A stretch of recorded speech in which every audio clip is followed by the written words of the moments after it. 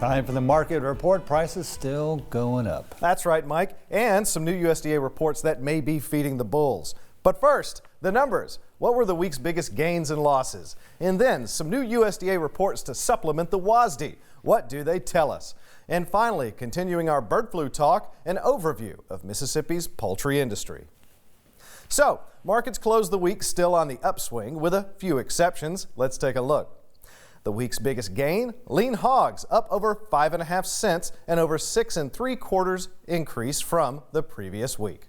The week's biggest loss, sugar again, down 1 cent, a near 5.25% decrease from the previous week.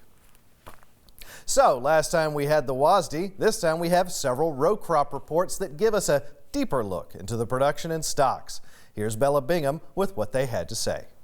Based on data from the National Agricultural Statistics Service and the latest WASDE report, corn supply is 273 million bushels lower than December 2023 projection. Corn production estimated 276 million bushels lower this month, along with a 2% decrease in yield projection to about 179 bushels per acre, while harvested area up slightly at about 83 million acres. Corn stocks reported down 1% from December 2023, along with feed and residual use cut 50 million bushels. Domestic corn use for ethanol about 2% higher through September to November 2024 compared to the same time period in 2023. In soybeans, production reduced 95 million bushels to 4.4 billion. Harvested area reduced by 0.2 million acres, mostly due to less acres in Kansas, Oklahoma, and North Dakota. National average soybean yield down 2% from last month's forecast. Crush for September through November 2024 increased 6% compared to 2023 due to higher crushing rate and an increased extraction rate of both meal and oil. Total soybean oil sales about 372 million pounds, with the majority going to South Korea, Colombia, Morocco, and Mexico. Rice production in the U.S. raised about 2 million hundredweight, mostly due to higher yield, up by 1% from last year. Harvested area lowered 29,000 acres, but acreage still higher than 2023. 2024-2025 all rice harvested area increased in the southern U.S. Louisiana the only exception, with the largest gains in Mississippi, up 28%. Carry-in raised 500,000 hundredweight, 32% higher than 2023. U.S. wheat exports unchanged at 850 million bushels, while imports increased 5 million bushels. Wheat imports for June through November 2024 down 7% compared to the same time frame the previous year. All wheat feed and residual use unchanged at 120 million bushels. Seed use raised 2 million bushels and winter wheat seeded area up 2% year to year. December 2024 stocks up 10% from the previous year. On-farm stocks up 8% as well. We've been talking about the recent outbreak of bird flu among Mississippi chicken flocks, a significant thing in this state because broilers are our #1 ag export. So, how did that come about? Here's a special report.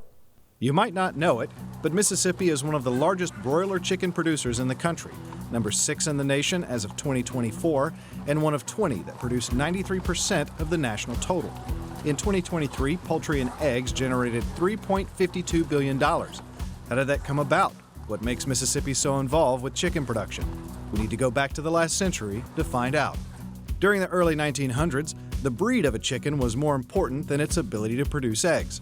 Poultry judges were held in high regard, and exhibitions were commonly held with awards being given to the best of the breed, similar to dog shows today.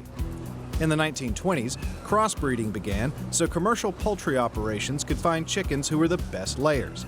Suffice to say, the old-school breeders were not keen on this trend, and some still feel that way today.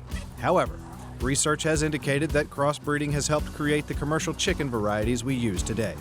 Throughout the 20s to 40s, it was common for hatcheries to be on or near main streets of towns, and chicks were sold over the counter in small batches, about 10 to 50 chicks. World War II saw the U.S. poultry industry grow. However, this didn't affect Mississippi until the late 40s and early 50s. During this period, more and more poultry companies began purchasing their own breeder flocks, hatcheries, feed mills, grow-out operations, and processing plants, becoming vertically integrated. By the mid-1950s, integrated poultry companies began contracting with farmers to produce eggs and broilers. In general, the contract required the company to provide chickens, feed, and technical knowledge. The farmer provided the land, house, equipment, and labor. The vast majority of Mississippi's broilers and eggs are still produced under this type of arrangement. The Extension Service and the Mississippi Poultry Improvement Association conducted numerous poultry barbecue demonstrations throughout the state to promote chicken consumption. Poultry companies hired men to work with the farmers with whom they had production contracts. These men were called servicemen. Mississippi State University conducted schools to teach the most current technology available. Approximately 150 to 300 poultry workers attended these two-day schools. The industry matured during the 60s and early 70s. Several companies ceased to operate efficiently and were purchased by other companies. The industry consolidated into fewer, larger companies, and that is how it is today. And that's it for a deeper look into the markets. Just a reminder that bird flu is not a significant health risk to people, but it does affect poultry prices and egg prices too.